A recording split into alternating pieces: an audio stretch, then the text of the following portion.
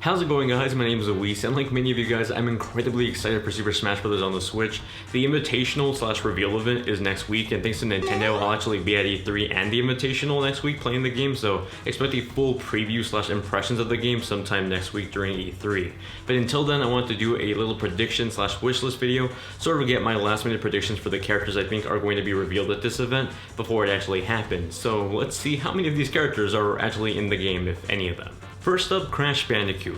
We're seeing the Crash Bandicoot trilogy come to the Nintendo Switch later this month, and under the new revived umbrella of Activision, I think it's highly likely he'll be in Smash. I can already imagine what the introduction video for this character would be. He'd just be driving up to the Nintendo headquarters up in Redmond, Washington, harassing Nintendo and Mario all together until a security guard walks up to him, and out of the corner of the screen, you see the plumber, you see Mario, the mustache man. I think that scenario is perfect. The fanboy internally is just screaming right now. I think it's amazing. I hope it happens. Fingers crossed. Longtime viewers of the channel also know how big of a Kingdom Hearts fan I am. With Super Smash Bros. Coming in second, Kingdom Hearts is my favorite game series of all time. And yes, I've been waiting so damn long for Kingdom Hearts 3, so you can bet that I'm definitely doing a preview or some sort of video on it sometime next week. For the longest time, Sora has been a dream character of mine for Super Smash Bros. Square Enix has shown that they're open to collaborating with Nintendo. They're currently working on the Octopath Traveler game for the Switch, and rumor has it that they just opened up a new division just for making Switch games. Super Smash Bros. For Wii U shows that even though Cloud wasn't on a Nintendo platform before,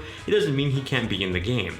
I hope the same can be said with the main numbered titles of the Kingdom Hearts game. I even wrote sort of a dorky scenario thing on Twitter on how he could be introduced, if you want to read that. You should also totally follow me on Twitter for other dorky video game stuff and behind the scenes stuff. Link in the description.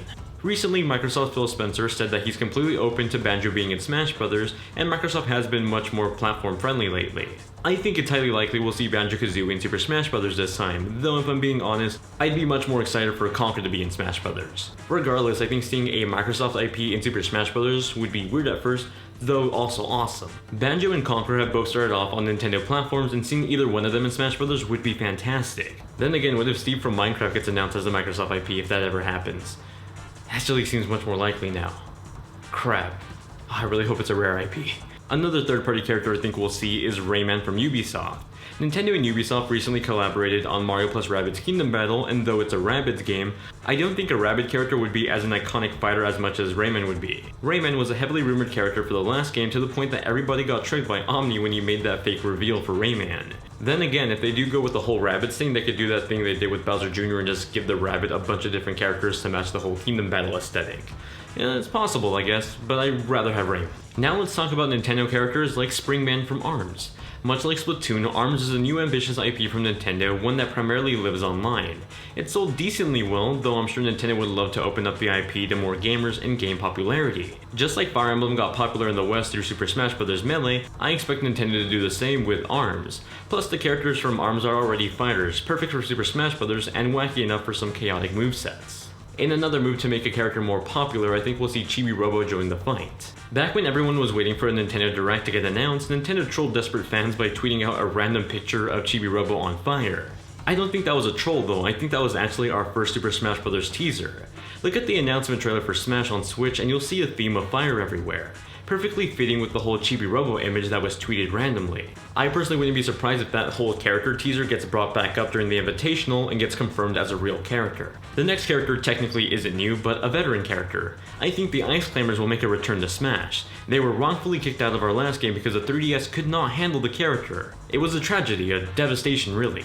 It's time for the Ice Climbers to make a comeback, possibly with a new moveset of some sort, something to breathe new life into the duo, while still honoring their return since they disappeared in Brawl. Something to breathe new life into the duo while honoring their return since they disappeared post-Brawl. Now continuing on with Nintendo Switch character IPs being shown off in this new Smash Bros. Game, I think we'll see Pyra from Xenoblade Chronicles 2 in this new entry. The reason I think we'll get Pyra over Rex is I think she's a more popular character between the two, whereas in the original Xenoblade Chronicles, Shulk was definitely the most popular character among the cast of characters.